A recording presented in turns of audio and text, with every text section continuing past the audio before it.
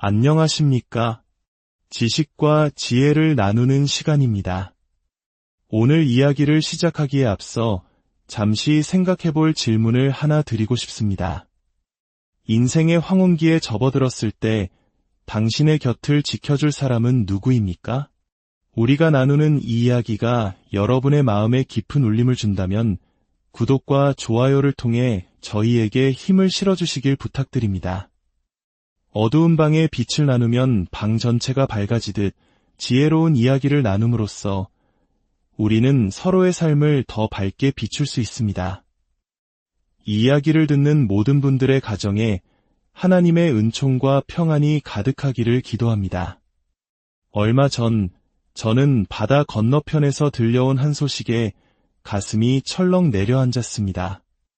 은퇴 후 평화로운 노년을 꿈꾸던 한 교포 어르신이 거동이 불편해져 간병인을 구하려 했지만 몇 달이 지나도록 사람을 구하지 못했다는 이야기였습니다. 불과 몇 년 전만 해도 하루 이틀이면 연결되던 서비스가 이제는 몇 달을 기다려도 기약이 없다는 것이었습니다. 그 이유는 간단했습니다.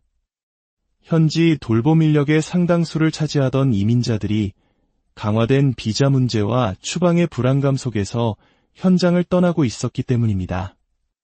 그 순간 저는 이것이 단순히 먼 나라의 이야기가 아님을 직감했습니다. 지금은 건강하지만 우리 모두 언젠가는 누군가의 따뜻한 손길을 필요로 하는 시기를 맞이하게 될 것이기 때문입니다. 오늘 우리는 돈이 있어도 기댈 곳 없는 현실에 직면한 해외 동포 어르신들의 이야기를 통해 우리 모두의 미래가 될 수 있는 노년의 돌봄 문제에 대해 깊이 들여다보고자 합니다. 뉴욕에 홀로 거주하는 이른의 김성호 어르신 이야기는 우리에게 많은 것을 시사합니다. 은퇴 후 소박한 삶을 살던 그는 무릎 수술을 받은 뒤 혼자서는 거동이 힘들어졌습니다. 즉시 제가 요양 서비스를 신청했지만 그의 이름은 수개월째 대기자 명단에만 머물러 있었습니다. 가족의 도움을 받을 수 없었던 그는 결국 이웃들의 부축과 도움의 의지에 하루하루를 버텨야 했습니다. 그는 씁쓸하게 말했습니다. 예전 같으면 바로 사람이 왔을 텐데 이제는 돈이 있어도 나를 돌봐줄 사람이 없으니 앞으로가 더 캄캄하네. 캘리포니아에 사는 이은자 어르신의 상황은 더욱 안타깝습니다. 남편을 먼저 떠나보내고 당뇨와 고혈압으로 매일 약을 챙겨야 하는 그녀에게 간병인은 가족과도 같았습니다. 하지만 몇 달간 정성껏 그녀를 돌봐주던 간병인은 비자 연장이 거부되어 본국으로 돌아가야만 했습니다. 새로운 사람을 구하려 했지만 돌아오는 대답은 인력이 부족하다는 말뿐이었습니다. 결국 그녀는 지역 교회의 자원봉사자들에게 의지하고 있지만 매일 병원에 동행하거나 식사를 준비하는 일까지 부탁할 수는 없는 노릇입니다. 그녀는 늘 불안에 떨며 말합니다. 오늘은 괜찮아도 내일 아침에 눈을 뜰 수 있을지, 갑자기 쓰러지면 누가 나를 발견해 줄지. 매일이 살얼음판을 걷는 기분이야. 시카고의 박영수 어르신은 아내의 치매 초기 진단으로 삶이 송두리째 흔들렸습니다. 요양원에 모시기에는 경제적 부담이 너무 컸고 집에서 돌보자니 하루 종일 곁을 지켜야 했습니다.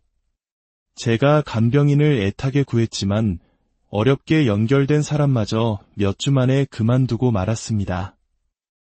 이유 역시 합법적으로 일할 수 있는 비자를 갱신하지 못했기 때문이었습니다.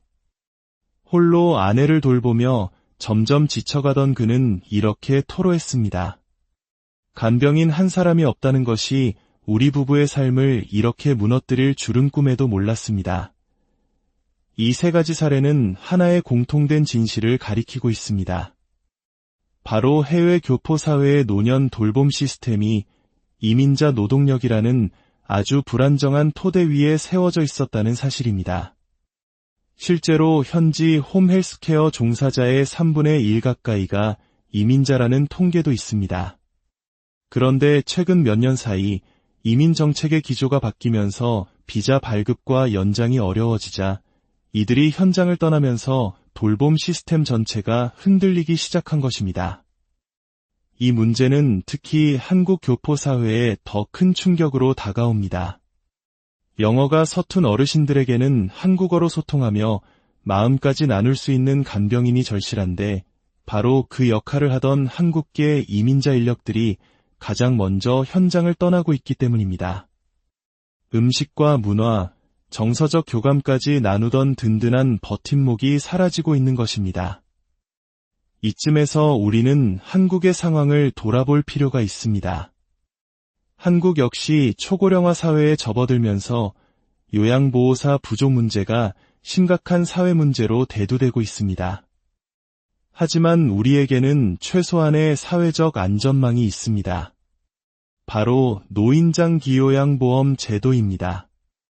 국민건강보험공단 산하에서 운영되는 이 제도는 일정한 요건을 충족하는 어르신들에게 국가가 비용의 상당 부분을 지원하여 요양보호사를 파견해줍니다. 물론 우리도 대기 시간이 길어지는 등 문제가 없는 것은 아니지만 국가가 노인의 돌봄을 개인과 가족의 책임으로만 남겨두지 않고 사회 전체의 과제로 인식하고 시스템을 구축했다는 점에서 큰 차이가 있습니다. 반면 교포 어르신들이 살고 있는 사회는 대부분 민간보험과 시장 논리에 의존합니다. 메디케어와 같은 공공제도가 있지만 소득 수준과 지역에 따라 혜택이 천차만별이며 결국 개인이 비싼 민간 서비스를 이용해야 하는 경우가 많습니다. 그런데 이제는 그마저도 돈을 지불할 능력은 있어도 일할 사람이 없어 서비스를 받지 못하는 그야말로 돌봄 절벽의 시대가 도래한 것입니다. 공급이 부족해지면 가격은 오르는 것이 시장의 원리입니다. 간병 인력이 줄어들자 돌봄 서비스 비용은 천정부지로 치솟고 있습니다. 이는 결국 중산층 은퇴자들에게 가장 큰 타격으로 돌아옵니다. 최상위 부유층은 여전히 비싼 비용을 감당할 수 있고 저소득층은 정부의 최소한의 지원을 받지만 평생을 성실하게 일해온 어중간한 소득의 중산층은 오히려 복지의 사각지대에 놓이게 되는 것입니다. 그렇다면 이 어두운 터널의 끝에 빛은 없는 걸까요? 전문가들은 몇 가지 대안을 제시합니다. 첫째, 공동체 기반의 돌봄 네트워크를 강화하는 것입니다. 과거 우리 농촌 사회에 있었던 품앗이 정신처럼 교회나 한인회와 같은 교포 공동체가 중심이 되어 서로의 노년을 돌보는 시스템을 만드는 것입니다. 자원봉사를 조직하고 단기 간병을 서로 지원하며 끈끈한 정의 연대를 복원하는 노력이 필요합니다. 둘째, 제도적 해결을 위한 목소리를 내는 것입니다. 간병 인력 부족이 개인의 문제가 아닌 사회 전체의 위기임을 알리고 돌봄 분야에 종사하는 이민자들을 위한 특별비자 프로그램을 도입하도록 정치적인 압력을 가하는 것입니다. 개인의 힘은 미약하지만 공동체가 연대하여 목소리를 낼 때 변화를 만들 수 있습니다. 셋째, 기술의 발전을 적극적으로 활용하는 것입니다.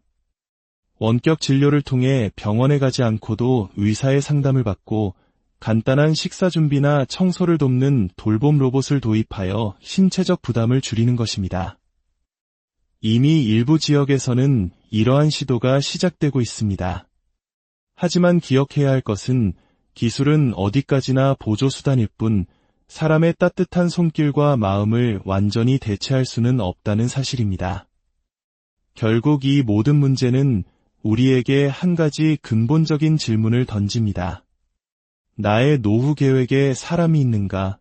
우리는 은퇴를 준비하며 연금 액수와 저축액, 유료비만을 계산하는 데 익숙합니다. 하지만 정작 내가 아플 때, 외로울 때 내 곁에서 손을 잡아주고 따뜻한 죽 한 그릇을 끓여줄 사람에 대한 계획은 빠져있는 경우가 많습니다.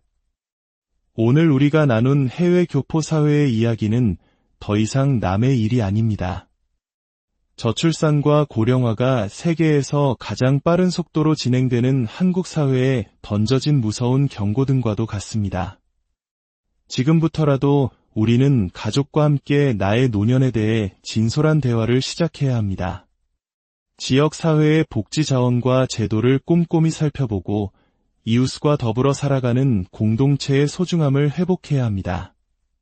돈이 있어도 사람이 없어 돌봄을 받지 못하는 시대. 이 냉혹한 현실 속에서 우리의 노후를 지켜줄 가장 든든한 보험은 통장 속의 숫자가 아니라 곁에 있는 사람과의 깊은 유대와 사회적 안전망이라는 사실을 우리는 잊지 말아야 합니다. 여러분의 노후 계획은 안녕하신지요? 오늘 이 이야기가 여러분의 삶을 돌아보고 미래를 준비하는 귀한 계기가 되기를 바랍니다. 여러분의 경험과 지혜를 댓글로 남겨주십시오. 우리의 이야기가 모일 때 더 나은 해결책을 함께 찾아갈 수 있을 것입니다.